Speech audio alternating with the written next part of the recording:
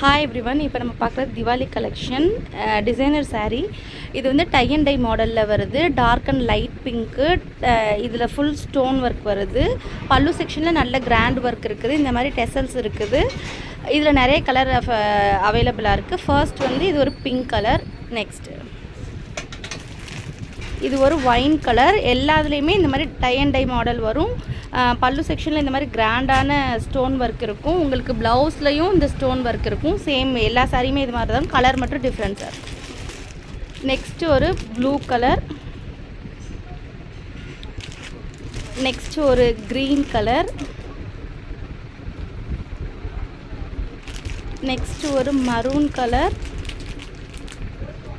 பல்லு செக்ஷன் நல்ல கிராண்டாக இருக்கும். ஃபுல் ஸ்டோன் ஒர்க் கீழே வரும் உங்களுக்கு.